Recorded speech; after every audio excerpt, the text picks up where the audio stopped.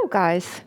And please welcome Mihhail, our head of sales and acting country head of Estonia, Aleksandrs, country head of Latvia, Arturas, country head of Lithuania, and last but not least, Matti, country head of Finland. So actually, when we met last time, it was in the end of September, then I think that the most acute or kind of top sort of mindset question was that why would developers come to Estateguru to get financing instead of approaching a bank? And I kind of, for me, it's surreal, but this time I kind of feel that actually the most acute question right now is how the Baltic and Finnish market are influenced by the war in Ukraine. So let's start perhaps everyone commenting on this one. Yeah, just who would like to start? No, I can start maybe from the side of Lithuania. So basically, we since long years already we haven't had any type of war conflict or any military conflict in let's say in 1,000 kilometers away for long years, and the most important thing which it brings to the communities is uncertainty. People are not certain about their future, and it doesn't allow them to make the proper simple life, their everyday stuff. They don't know whether they should go to school here or maybe they want to go somewhere else to Spain, and that of course affects real estate in that way that people are considering not only about what to do with the jobs, but with their life in general, whether move somewhere or stay in place, should they buy a larger property or a small property. But as I always said also in our previous events, and actually war was one of my own examples of what would have happened in the way of crisis. And I was always saying that in any crisis, people, they are still getting married and they are still getting divorced. Children are still getting bored and they somehow must go to school. In this way, there are still borrowers who see opportunities and want to develop projects, and there are still investors who want their money to get invested somehow. So at the moment we see that the real estate market in general, people are stalling maybe with the decisions of purchases of new apartment. Same maybe, but the same with the traditional financiers. Traditional banks at the moment, they're not trying to finance new development. So it is also opportunity for our borrowers to get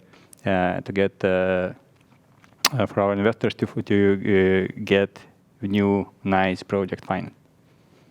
No, thank you. Well, I think in Latvia now the biggest impact we are having, if we're talking about specifics, that during the last month or two, the construction costs spiked really, and if we look at the last year's February, the increase was 17%, which is huge. Yes, we had increase for the whole last year, but it was steady. You could have forecasted it, and most of the developers had tools how to cope with it. Today, as Arturas said, that's the time of uncertainty, of adapting to new situation.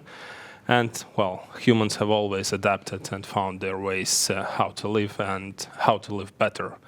So, yeah, the market in Latvia is now finding ways to continue, how to build. We have heard from a number of developers that the amount of calls from the clients is declining, but still the sales are happening. The last year in Latvia was one of the best years in terms of quantity of deals. So the demand is there. People still need new housing, and from that point of view, I think the demand will continue.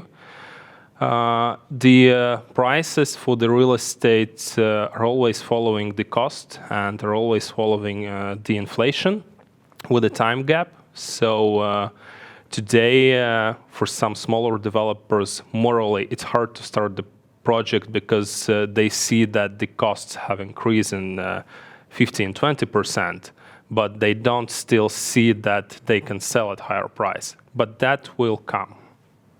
Okay. When it comes to Estonia, I remain very, very bullish on the Estonian real estate market. We have financed record amount of deals last year, and we're already crushing this result this very quarter. Right now, yes, everything is correct. There is uncertainty on the market. But as Warren Buffett once said, be very fearful when others are greedy, be very greedy when others are fearful. Right now, we have the highest interest rates we've had in a while at Estateguru, so maybe this is a time to be greedy, invest in some projects, and be in one of the fastest growing real estate markets in Europe. Estonia is still going to be there.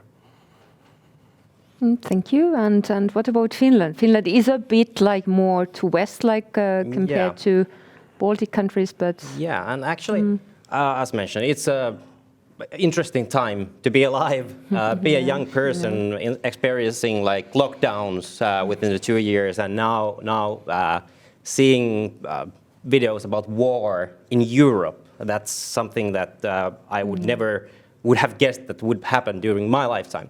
But what comes to the real estate market in Finland, I actually, and a whole theme of ours is hand on the pulse every day. We are monitoring the market quite a bit, of course, because we want to see how it will actually affect.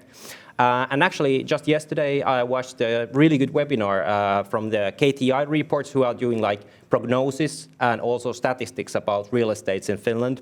That webinar also included Newsex, the big property company in Finland, assessment of the situation, and that was made like post the beginning of the war. So that was, I think, last Thursday, Friday. So their comments on the situation, which I actually agree with, are that the situation is only slowing down the domestic growth of Finland and the GDP growth. The second thing is that, of course, inflation is getting higher, between 4 to 5%.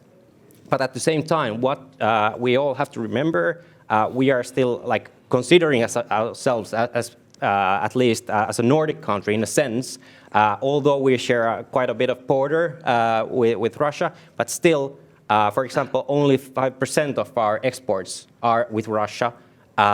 Also, imports regarding energy, oil, gas, and so on. Well, Finland is almost self-sufficient with those.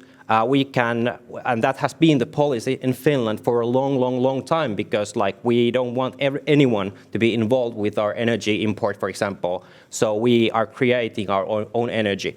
Of course, we buy some part of the energy and oil and so on abroad, but we can compensate that and buy it, of course, for a bit higher price, but it doesn't affect that much. At the same time, what Newsec pointed out really well is that still, because they have their hand on the pulse with really big real estate developers, really big investors from Europe, United States, and so on, they still said that they still consider Nordics and Finland as a safe haven. So therefore, although we are not unaffected totally, of course not, but at the same time, people are like mentally there with the Ukrainian people and seeing that, but we are not that afraid, nor it has affected, for example, our demand. Actually, the demand from the borrowers is now higher than a month ago. The problem is that we are not getting all of our loans full, so we cannot push those live, because I understand fully, and I as an investor too, if the stocks are fluctuating, I'm thinking that will it affect something else? At the same time, in the real estate market, actually, the real estate market is only growing in Finland. So, yeah, I really hope that the situation would, of course, normalize and the war would end and so on. But what comes to construction prices, of course, they have spiked up a bit.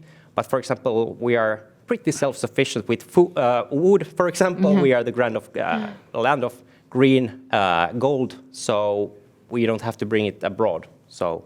Yeah, thanks.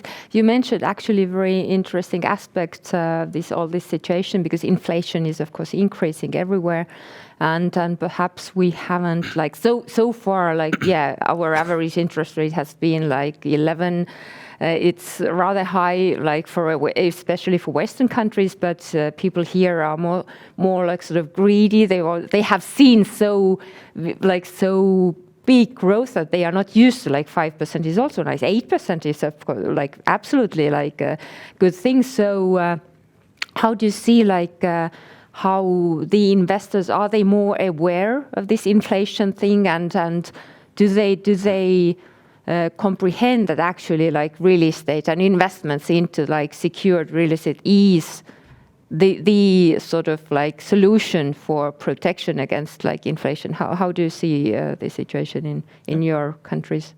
I could say that even this uncertainty says that sometimes people want to have more cash with them, etc. However, at the same time, this is a place where we need to check the alternatives. When we have money in cash, and we certainly know that those money will burn, and it will be around 12% inflation, let's say, or more, and you definitely know that you will lose some part of it, value of it. And we see it on the other markets, what's happening when money is losing its value, that people are trying to buy things, basically whatever they can buy around, whatever techniques they have or whatever. And that's why we see that some equipment, some technical stuff is getting more expensive just because of the demand, which gets higher. At the same time, other people see that they have already everything equipped in their life, and they might get more cash, but what they get out of it. And here we are discussing that we have a little bit higher inflation, but at the same time we have an investment which is we can still call it secured, because there is a collateral, and there is some way that one way or another, it's a process where you will somehow, it will end up at some point. It will not get, I don't know, I would say that it's insured, etc., but let's say that at the moment we have in our countries, we have crisis, war, we have war in Ukraine, and we have crisis in the Baltic, so which is caused by the war. So in this crisis, we still have collaterals, and we still can get the value out of it. And those people and those investors who have this money and they don't want just to burn it away, they are doing those investments. It's still something that you cannot just buy and go and buy the brick or the apartment yourself, because it's for some of the people it's still too expensive. You don't have 200,000, let's say, separate euros. But if you have 20 or 30,000 euros and you just put it under the bed, or my apologies, put it under the bed or somewhere else, and it's not secure. It's not secure to keep it this way. So definitely lots of people are still looking for the way how to make secure investment. I would actually also say that we see the trend that this high inflation has actually motivated people to invest more, because they see every day how their money in the account, even if it's not big amounts, it's just losing value. Yeah, it's frustrating. Well, Yeah. I mean, I think it's always important to consider what options do you actually have when it comes to investment and when you have capital. So at the moment, you can lose 10% of your capital per year due to high inflation. You can invest money into overheated stock market, and you can end up losing 10% a month. That's also a possibility. Or you can invest at 12% at Estateguru. We are now offering projects with that high interest rate. So I would suggest that the smart choice is always to diversify. And we have to address the fear of investors, because I mean, we're asking them to invest into real estate markets in the Baltics and in Finland, countries bordering with Russia.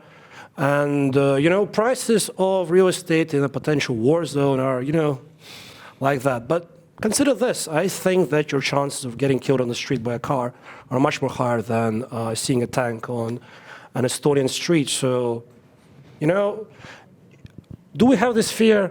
Yes, but should this fear be that high? I don't think so, no. Yeah, thank you. Would you like to add something? Yeah, of course. I always tell to my friends who are asking about the investments, for example, that the only certain way of losing money is not to invest, because you know that you are losing every single day, a certain amount of money because of inflation. So now the other option is to find investments. Then you can think about how, for example, certain investments are influenced by high interest rates in the bond market, for example. You can see that it's negatively correlated with the stock market and so on. Okay, how does an inflation deal with that? So I always encourage people to read more about macroeconomic happenings. What does it actually mean? And you, of course, you have to adjust your returns, for example, to inflation and so on. So therefore, diversify. Think about what you're investing in, and especially in the situation like this, you have to probably find some kind of alternative ways of investing. And what I always say is that usually the richest people in the world have 3 asset classes, and those are equity and stocks, bonds, and fixed income products such as real estate. And they get richer although there is a war somewhere, although the inflation is running higher and so on, because things are negatively correlated in their portfolio. And that's the exact reason why, for example, I came to Estateguru. This is such a product that is not 100% influenced by macroeconomic happenings in the market. And if interest rates otherwise are going higher, our interest rates stay the same. They are fixed. If stocks are fluctuating, our interest rates are fixed. So that's also a pro for our borrowers, actually, because they don't have to deal with raising interest rates either. So yeah. Yeah. So we actually, yes, we see that our pipeline for loans actually is stronger than ever. But do you see, like, because it's still like sort of this uncertainty you mentioned and the increasing prices, do we see any increase of defaulted cases or how we see this?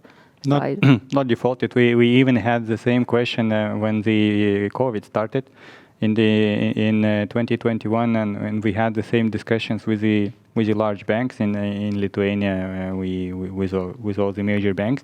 And the one thing which we noticed altogether, that our pipeline in the banks and our pipeline got stronger during the pandemic. So what happened? So basically, the developers, which are smaller or larger, especially larger, they understand what diversity of risk is. And if they were used to build something or develop project on their own equity in all of their lifetime and career, when the uncertainty comes in their house, even they are considering to get some financial partner. So even those borrowers who haven't borrowed before, they are coming to the bank and asking at least for some piece just in case of something happens. And then that's how we get even better projects than before. So the same happens with the platforms, because the first things, of course, we always say, we're alternative financing. Our financing amounts are in times less than a bank's, meaning that if banks is start to decline, let's say 15% clients more, this means that we are getting huge amount of new incoming clients of a really proper quality of we can call them A or B class borrowers. That's how investors get much better investment opportunities, and that's why even in this uncertainty, when you get a property which is, let's say, really good class, it's definitely something to consider to invest in. There is one saying, I think, that the mayor of Barcelona once said that Barcelona is 1,000 years old or something like this, but I don't know how long Spain will live. Basically, the flag may change, and many things may happen to the city, but mostly the city stands. Of course, people who are from Poland, they might tell me that Warsaw during the Second World War got demolished, but I believe that now we are in NATO. That's very important to say that we are in NATO, and we definitely feel and consider that our collaterals, we can call them secure at least now. And it's those new investment opportunities where the borrowers are just, let's say, forced by the circumstances to go and find to seek for the alternative financing. It's a huge opportunity for us as a platform and for all our customers, both borrowers, both investors. And there is sometimes, then investors sometimes are starting telling me, should I then invest with the small amounts? It doesn't make any sense. So I can say it like Dalai Lama said, that if you think that something small cannot change your life, then try to sleep in one room with mosquito. That's a good one. But let's leave some time for the questions, because I see that time is running out. So and we're really looking forward to your questions. But I still ask the last question. And what was it? So yeah, of course we can't predict the end of the war. No one knows how, when. But what's your personal sort of feeling, or what's your outlook for this year? How do you feel, and how, personal, not corporate view or anything, but just personally. Actually, adding to the previous question, I would say, and mentioning the pipeline, we do now see that, and we have a lot of deals coming to the platform from commercial real estate, from the hotels, and actually this uncertainty creates opportunities where developers can buy properties with a lower price per square meter. And we are now working on several potential projects where the loan per square meter will be very low, and these will be really good commercial projects and loans.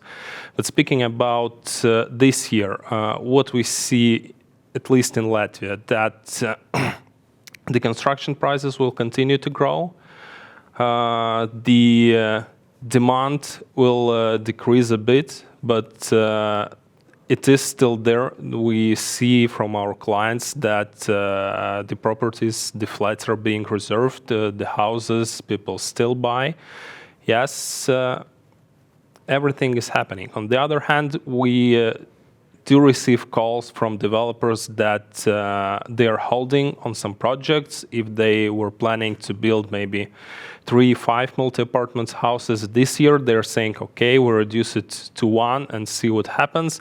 So we understand that the supply will also decrease. And based on all of this, I think the prices will continue to increase pretty stably this year, and hopefully the war ends and everything normalizes.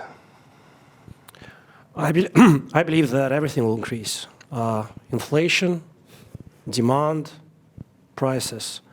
We have had a shortage of housing in Europe for a very, very long time.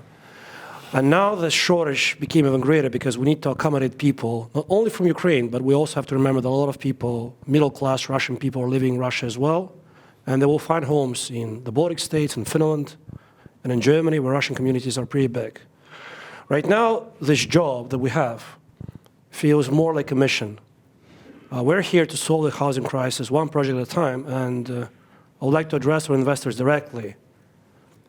You have to be a part of this mission with us, because only together we'll be able to make sure that Europe comes out of this conflict bigger and stronger than ever. It's in your hands as well now, so counting on you. Yeah, on the professional side, first of all, what comes to defaults and lates, for example, we are actually expecting to solve bigger default cases in Finland. Actually, they have only taken time because of the court system in Finland is a bit slower than in Baltics, sadly. You always have those jokes about slow Finns. It's true, yes. What comes to the overall situation and what people are expecting, I have to point out that this situation is not the same as when COVID started. Because when COVID started, that meant for us in Finland that also the workforce from Baltics stopped. totally. Also, the import from the Baltic countries stops, which means that it halted almost all of the developments. We couldn't do development financing because they were halted. Now, they have been continuing. They have been even growing. According to news and KTI reports, for example, the development market is only growing and growing and growing. And now people can move freely. We are getting more workforce from even further away and so on. So this is a totally different situation than 2 years ago for us, at least in Finland. And I won't even be commenting on any other countries because I only know Finland. And what comes to the personal side, as you asked, I'm expecting to see my dog puppy grow that we got a month ago. So that's my business for the year on the personal side. So really expecting. Thank you, Matti. Last but not least. So, well, one more also important thing, how I see this year, that most important that the right side will win. And that's at the moment one important thing to understand that which affects the real estate market, that we are bringing in the refugees, which also changes the market in not in some good or bad way, but basically the difference, there is some difference that, so let's say that in September students will still need go to universities, they will still need some dormitories, they will still need some rental apartments, etc. And imagine that at the same time we have a pretty large amount of refugees already here, which are also staying in those apartments which were used for rent, and this will become a problem, and it will somehow also increase the demand for such an apartment in let's say in a half-year period.